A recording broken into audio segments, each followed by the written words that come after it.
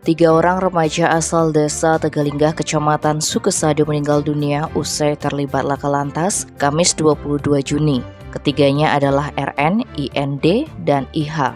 Kecelakaan itu bermula dari sepeda motor yang dikendarai RN datang dari arah timur menuju ke barat.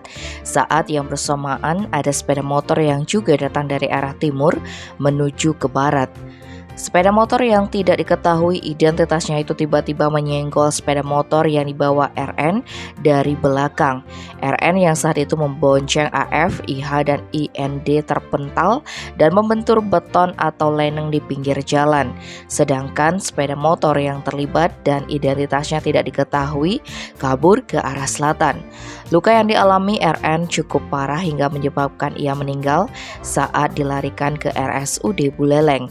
RN mengalami luka berat pada bagian kepala, tangan kiri dan kaki kanannya patah, begitu juga dengan IH yang meninggal bersama RN dengan luka pada kepala dan patah pada tangan.